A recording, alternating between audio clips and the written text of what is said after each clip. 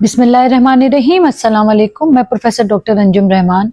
आज मैं आपसे डिस्कस करूंगी कि जो एनीमिक पेशेंट होते हैं, यानी कि जिन खवातीन के अंदर खून की कमी होती है, वो हामला होती हैं या हामला नहीं होती, वो उनकी बॉडी पे क्या इसका नेगेटिव इफेक्ट कर सकता है।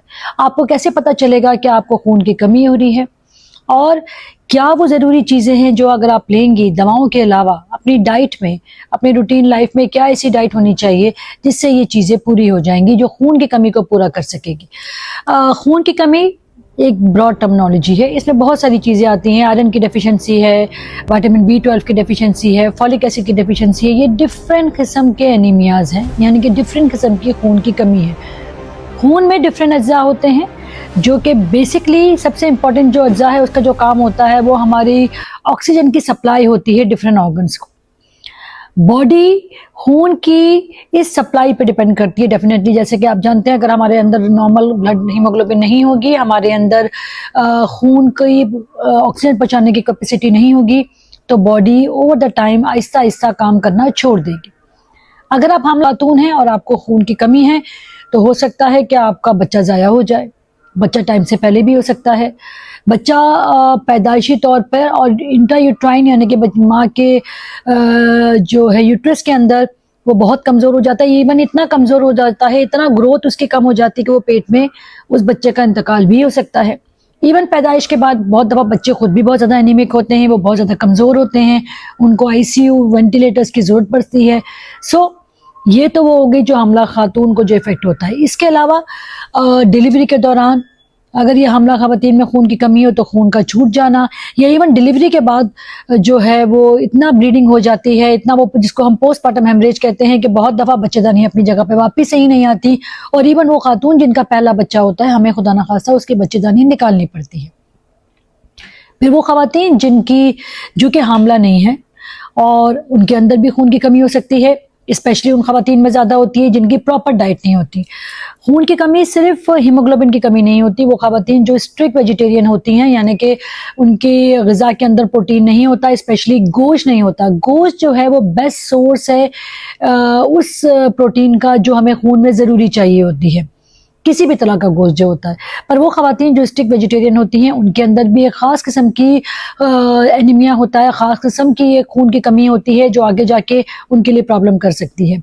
इसी तरह वो खवातीन जो उनके बच्चों की पैदाइश में डिस्टेंस कम होता है, वो मल्टीपल अबॉर्शंस हुए, इसके अलावा ख़ुद उनकी डाइट अच्छी नहीं हो, तो उनके अंदर भी खून की कमी हो सकती है। जैसे कि हामला खवातीन को क्या कॉम्प्लिकेशन होती हैं, इसके अलावा क्या अलामात होती हैं।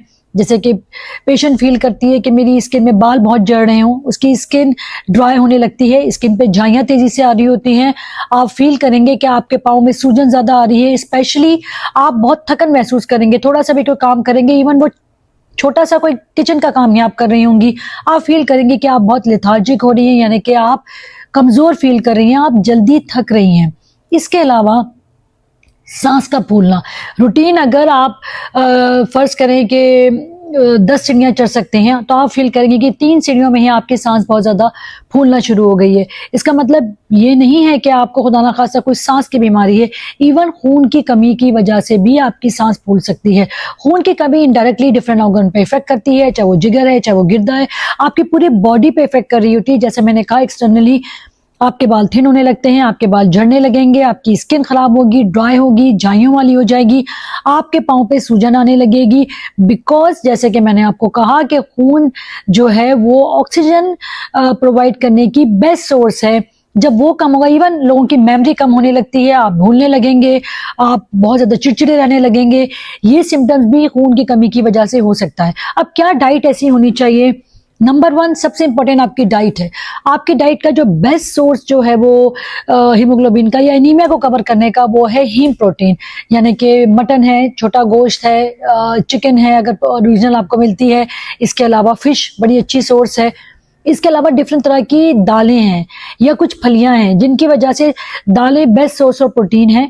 मगर हीम की जो बेस्ट सोर्स है वो मैंने आपको बताया कि वो आपका है गोश्त है।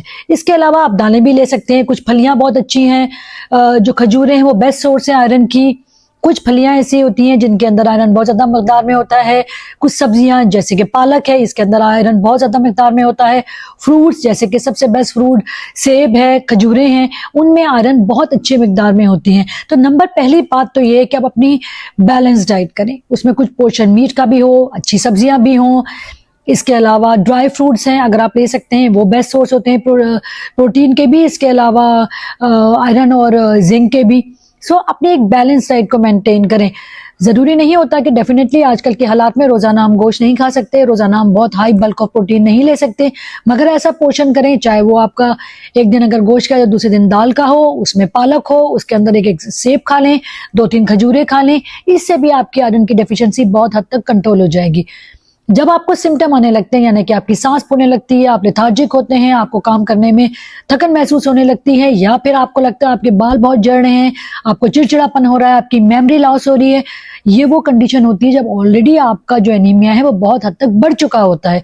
उससे पहले ही ज़रूरी है कि आप बैलेंस डाइट करें। स्पेशली वो ख़वातीन जिनकी प्रेगनेंसी है, उनको तो अपना ज़्यादा ख्याल करना चाहिए। डाइट का ज़्यादा ख्याल इसलिए ज़रूरी है कि ना सिर्फ उनके लिए बल्कि उनके होने वाले बच्चे के लिए भी ये ज़रूरी है। तो ज़रूरी है कि आप अपना जो इलाज वो खुद करें। ठीक है, डॉक्टर के पास जाएंगे, वो आपको कुछ प्रिस्क्रिप्शन भी देगा, मगर अगर आप प्रॉपर डाइट लें, बैलेंस डाइट लें, तो काफ़ी हद तक आप अपने मसले को खुद हल कर सकती हैं। इसी के साथ मैं आपसे इजाज़त चाहूँगी। Thank you very much. Pakistan जिंदाबाद।